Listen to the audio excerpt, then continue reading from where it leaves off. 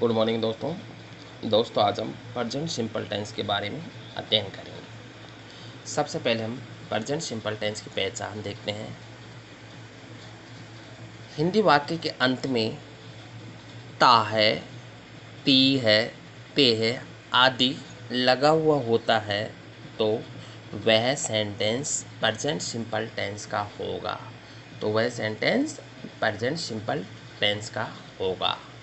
अब पहचान के बाद में हम हेल्पिंग वर्ब यानी सहायक क्रिया, इसका प्रयोग सब्जेक्ट के बाद में होता है और इंट्रोगेटिव सेंटेंस में हेल्पिंग वर्ब का प्रयोग सब्जेक्ट से पहले होता है। तो इस टेंस में हेल्पिंग वर्ब के रूप में डू और डज का प्रयोग किया जाता है। डू और डज का प्रयोग ओनली नेगेटिव और इंट्रोगेटिव सेंटेंस में किया जाता है। यानी डू और डज का प्रयोग नेगेटिव और इंट्रोगेटिव सेंटेंसेस में किया जाता है। अफर्मेटिव सेंटेंस में डू और डज का प्रयोग नहीं किया जाता है। अब देखते हैं डू का प्रयोग कहाँ होता है, कौन से सब्जेक्ट के साथ में डू का प्रयोग होता है। डू का प्रयोग प्लूरल सब्जेक्ट यानी बहुवचन कर्ता के साथ में डू का प्रयोग किया जाता है। जैसे यू, वी, दे, आई, ये सब अगर सब्जेक्ट के रूप में हो तो इनके साथ में हेल्पिंग वर्ब के रूप में डू का प्रयोग होगा और डज का प्रयोग सिंगुलर सब्जेक्ट के साथ में डज का प्रयोग होगा। जैसे ही, सी, इट और नेम अगर सब्जेक्ट के रूप में हो तो इन सब के साथ डज का प्रयोग होगा। ये तो हो गई इसकी हेल्पिंग वर्ब। अब इसके बाद में हम देखेंगे इसकी मुख्य क्रिया यानी वर्ब। इस टेंस में वर्ब के रूप में वर्ब की पास्ट फॉर्म का प्रयोग किया जाता है। इस टेंस में वर्ब के रूप में वर्ब की पास्ट फॉर्म का प्रयोग किया जाता है। अगर सब्जेक्ट सिंगुलर हो तो वर्ब की पास्ट फॉर्म के साथ एस या ईएस का प्रयोग होता है और सब्जेक्ट अगर प्लूरल हो तो वर्ब की पास्ट फॉर्म का प्रयोग होता है। यानी एस ईएस का प्रयोग प्लूरल सब्जेक्ट के साथ नहीं होता। अब ऊपर दिया हुआ है सिंगुलर सब्जेक्ट के साथ वर्ब की फर्स्ट फॉर्म के साथ एस या ईएस का प्रयोग होता है, लेकिन कुछ वर्ब के साथ एस का प्रयोग होता है, कुछ वर्ब के साथ ईएस का प्रयोग होता है। तो हम पढ़ेंगे कौन सी वर्ब के साथ एस का प्रयोग होगा और कौन सी वर्ब के साथ में ईएस का प्रयोग होगा। यानी वर्ब के साथ एस या ईएस का प्रयोग जिस वर्ब का अंतिम अक्षर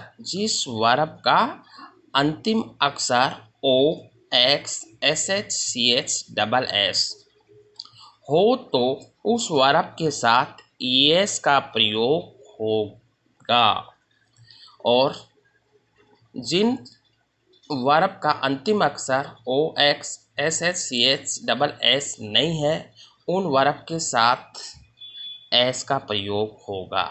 जैसे जियो, गो यानी जाना, तो गो का अंतिम अक्षर है ओ, तो ऊपर दिया हुआ है जिन वर्ब का अंतिम अक्षर O, X, S H, C H, double S है तो उनके साथ ईएस का प्रयोग होगा जियो यानी गो के साथ में यहाँ आके इसका हो जाएगा जियो ईएस। और देखते हैं PLAY प्ले यानी खेलना। आप इस वर्ब का अंतिम अक्षर O, X, C H, S H और डबल एस नहीं है तो इस वर्ब के साथ में एस का प्रयोग होगा, तो इसका हो जाएगा PLAYS। अब आगे देखते हैं कैच, CATCH, कैच, तो इस वर्ब का अंतिम अक्षर CH है तो इसके साथ में ES का प्रयोग हो जाएगा। इसके बाद में देखते हैं TAK, टेक, टैग का अंतिम अक्षर ई है, अर्थात इस वर्ब के साथ में एस का प्रयोग होगा, अर्थात इस वर्ब के साथ एस का प्रयोग होगा। अब नोट, एस या ई एस वर्ब के साथ एस या ई एस का प्रयोग ओनली अफर्मेटिव सेंटेंस में किया जाएगा, नेगेटिव और इंट्रोगेटिव सेंटेंस में नहीं। यानी वर्ब के साथ एस या ई एस का प्रयोग ओनली अफर्मेटिव यानी साधारण वाक्यों में किया जाएगा, नकारात्मक और प्रश्नवाचक वाक्यों में वर्ब के साथ एस या ई एस का प्रयोग नहीं आएगा, केवल वर्ब की पास्ट फॉर्म का प्रयोग किया जाएगा। अब सेंटेंस का स्ट्रक्चर देखते हैं, सेंटेंस कैसे बनता है। सेंटेंस का प्रयोग, सेंटेंस 4 प्रकार के होते हैं। अफर्मेटिव सेंटेंस जिसे हम साधारण वाक्य कहते हैं, नेगेटिव सेंटेंस जिसे हम नकारात्मक वाक्य कहते हैं, इंट्रोगेटिव सेंटेंस जिसे हम प्रश्नवाचक वाक्य कहते हैं, इंट्रोगेटिव नेगेटिव सेंटेंस जिसे हम प्रश्नवाचक में नकारात्मक वाक्य कहते हैं। अब हम देखते हैं अफर्मेटिव सेंटेंस कैसे बनते हैं। अफर्मेटिव सेंटेंस में सबसे पहले सब्जेक्ट का प्रयोग होता है, सब्जेक्ट के बाद में वर्ब की फर्स्ट फॉर्म या वर्ब की फर्स्ट फॉर्म के साथ एस या ई एस। ऊपर बताया गया है कि वर्ब की फर्स्ट फॉर्म के साथ एस या ई एस का प्रयोग कहाँ होगा और वर्ब की फर्स्ट फॉर्म का प्रयोग कहाँ होगा, और वर्ब के बाद में ऑब्जेक्ट, ऑब्जेक्ट के बाद में ईटीसी, ईटीसी के बाद में फुल स्टॉप लगाकर वाक्य को हम समाप्त कर देते हैं। इसके बाद में हम नेगेटिव सेंटेंस को देखेंगे। नेगेटिव सेंटेंस में सबसे पहले सब्जेक्ट, सब्जेक्ट के बाद में डू और डज का प्रयोग होगा, और डू और डज के साथ में, क्योंकि यह सेंटेंस नेगेटिव है तो डू और डज के साथ नोट का प्रयोग होगा। नोट के बाद वर्ब की फर्स्ट फॉर्म, वर्ब की पास्ट फॉर्म। इस सेंटेंस में वर्ब के साथ एस या ई एस का प्रयोग नहीं होगा। और इसके बाद में ऑब्जेक्ट अगर हो तो सेंटेंस में हो तो, और ऑब्जेक्ट के बाद में ईटीसी अन्य, और अन्य के बाद में फुल स्टॉप लगाकर हम वाक्य को समाप्त कर देंगे। इसके बाद में इंट्रोगेटिव सेंटेंस, इंट्रोगेटिव सेंटेंस में हम ऊपर बताया है कि इंट्रोगेटिव सेंटेंस में साई क्रिया सब्जेक्ट से पहले आएगी। तो देखो इसमें देखते हैं डू और डज यानी साई क्रिया हेल्पिंग वर्ब से ये वाक्य की शुरुआत करेंगे। सबसे पहले डू और डज, डू और डज के बाद में सब्जेक्ट, सब्जेक्ट के बाद में वर्ब की पास्ट फॉर्म, वर्ब की फर्स्ट फॉर्म के बाद में अगर ऑब्जेक्ट हो तो ऑब्जेक्ट्स, और अदर्स हो तो अदर्स, और अंत में क्वेश्चनवाचक मार्क्स लगाकर वाक्य को हम समाप्त कर देते हैं। इसके बाद में हम देखेंगे इंट्रोगेटिव नेगेटिव सेंटेंस। इसमें भी सब्जेक्ट से पहले डू और डज, फिर बाद में सब्जेक्ट आ जाएगा, सब्जेक्ट के बाद में नोट आ जाएगा, क्योंकि ये वाक्य इंट्रोगेटिव में नेगेटिव है। नोट के बाद वर्ब की फर्स्ट फॉर्म, फर्स्ट फॉर्म के बाद में ऑब्जेक्ट, और ऑब्जेक्ट के बाद में अदर्स, वाक्य में अदर्स है तो अदर्स, फिर अंत में क्वेश्चनवाचक मार्क्स लगाकर वाक्य का अंत कर देते हैं। प्रेजेंट सिंपल टेंस का कहाँ कहाँ प्रयोग होता है, प्रेजेंट सिंपल टेंस का प्रयोग कहाँ कहाँ होता है। कुछ कार्य होते हैं, कुछ एक्शन होते हैं जिनके अनुसार प्रेजेंट सिंपल टेंस का प्रयोग होता है। सबसे पहले देखते हैं हम हैबिचुअल्स एंड रेगुलर एक्शन, यानी जो कार्य हमारी आदत में, जिस कार्य को करने की हमारी आदत पड़ गई या जिस कार्य को हम नियमित करते हैं, उस कार्य, वह कार्य प्रेजेंट सिंपल टेंस में होगा। जैसे रोहित ऑलवेज, ऑलवेज हमेशा, यानी plays in the evening, Rohit रोज शाम को खेलता है, तो ये रोहित की हैबिचुअल हो गई, आदतन हो गई, ये आदत हो गई, यानी रोहित रोज शाम को खेलता है। Rohit always play in the evening, Rohit रोज शाम को खेलता है। The doctor visits the patient every day, यानी the doctor visit the patient every day, यानी रेगुलर, डॉक्टर्स अपने मरीजों को रोज देखता है। ये उसकी नियमितता हो गई। किसकी? डॉक्टर की। The doctor visits the patient every day, यानी डॉक्टर अपने मरीजों को रोज देखता है। इसके बाद में अगर वाक्य विथ यूनिवर्सल ट्रूथ, यानी अगर वाक्य सार्वभौमिक सत्य है तो वह सेंटेंस प्रेजेंट सिंपल टेंस का होगा। The earth moves round the sun, सूर्य पृथ्वी सूर्य के चारों तरफ चक्कर लगाती है। अब ये सार्वभौमिक सत्य है, इसमें किसी प्रकार की कोई इसको हम रोंग नहीं बता सकते। द अर्थ पृथ्वी मूव्स राउंड द सन, सूर्य के चारों ओर चक्कर लगाती है। दूसरा देखो, water boils at 100 degree centigrade, के पानी 100 डिग्री सेंटीग्रेड पर उबलता है। ये एक वैज्ञानिक सत्य है, ये वैज्ञानिक सत्य सार्वभौमिक सत्य है कि वाटर 100 डिग्री सेंटीग्रेड पर पानी उबलता है। इसके बाद में हम तीसरा देखते हैं। पहला देखे हैबिचुअल एंड रेगुलर एक्शन, दूसरा देखे विथ यूनिवर्सल ट्रूथ, और तीसरा विथ फ्यूचर प्लान्स प्रोग्राम। अगर हम पहले से ही हमारा कोई आने जाने का पहले से ही कोई कार्यक्रम बनाया हुआ है तो वो कार्यक्रम, वो सेंटेंस प्रेजेंट सिंपल टेंस के होंगे। जैसे the prime minister visits Jaipur tomorrow, यानी पहले से ही निश्चित था कि कल प्रधानमंत्री जयपुर आएंगे, कल प्रधानमंत्री जयपुर आएंगे। The prime minister visit Jaipur tomorrow, कल प्रधानमंत्री जयपुर आएंगे। तो इसमें पहले से ही फ्यूचर प्लान बनाया गया था। My father retired next month, मेरे पिताजी अगले महीने रिटायरमेंट सेवानिवृत्त होंगे, यानी पहले से ही फ्यूचर प्लान था कि my father retires next month, अगले महीने मेरे पिताजी सेवानिवृत्त होंगे। अब हम फोर्थ देखते हैं, इन न्यूज़पेपर हेडलाइंस। समाचार पत्रों की जो सुर्खियाँ होती है वो हमेशा प्रेजेंट सिंपल टेंस में लिखी जाती है। इन न्यूज़पेपर हेडलाइंस, जो समाचार पत्रों की सुर्खियाँ है हमेशा प्रेजेंट सिंपल टेंस में लिखी जाती है। जैसे पोल्यूशन इंक्रीज एलिमेंट्स, प्रदूषण ने बीमारियां बढ़ाई। पोल्यूशन इंक्रीज एलिमेंट्स, प्रदूषण ने बीमारियां बढ़ाई। Government decides to regularise the private colonies, CM की चीफ मिनिस्टर ने कहा कि सरकार जो प्राइवेट कॉलोनीज है उनको नियमित करने जा रही है।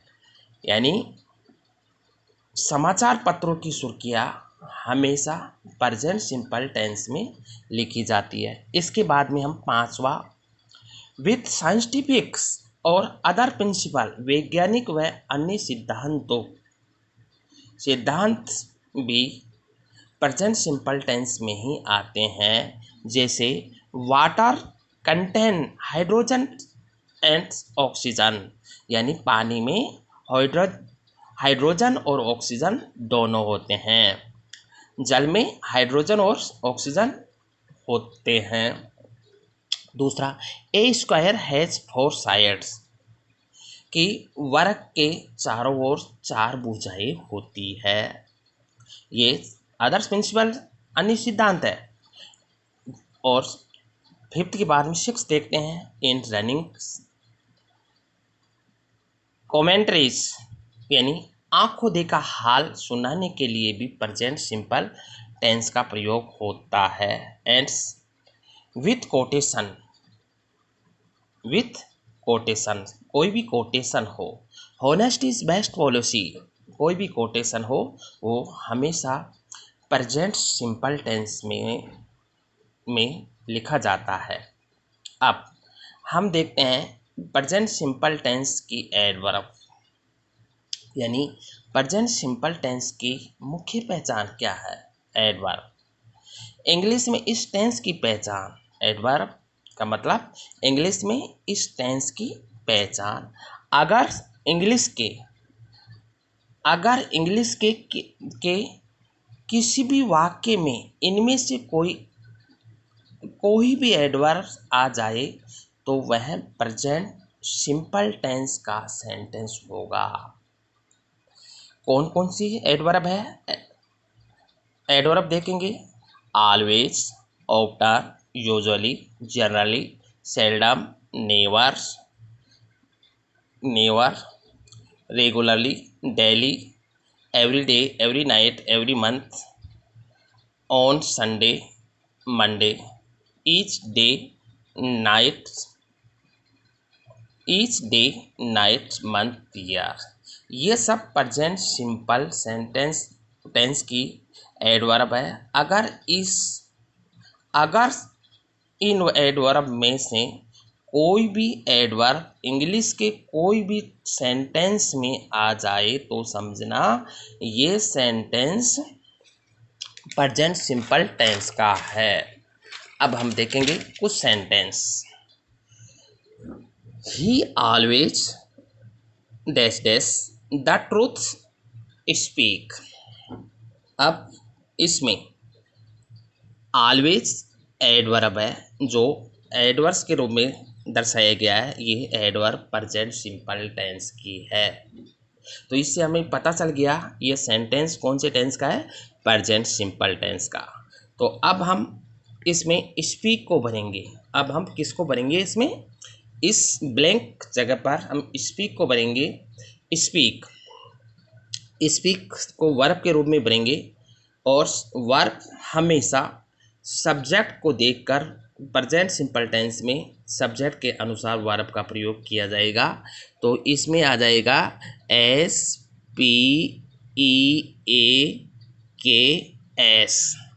क्योंकि इसमें सब्जेक्ट एक वचन है और पीछे बताया गया था अगर वाक्य में सब्जेक्ट सिंगुलर हो तो उस सेंटेंस में वर्ब के साथ SES का प्रयोग होगा। दूसरा देखते हैं, आई बीच में dash dash daily worship. Daily adverb है, इससे हम पहचान गए ये प्रेजेंट सिंपल टेंस है। वर्शिप पूजा करते हैं। आई फर्स्ट पर्सन इस टेंस में फर्स्ट पर्सन के साथ में SES का प्रयोग नहीं होता, केवल वर्ब की फर्स्ट फॉर्म आती है। तो इसमें वर्शिप हो जाएगा, वर्शिप का प्रयोग होगा। अगला सेंटेंस देखते हैं, my mother usually up before me wakes. Usually adverb लगा हुआ है, वेक जागना। मेरी माताजी रोज हमेशा मेरे से पहले जगती है। अब हम इस वेक को वर्ब के रूप में भरेंगे।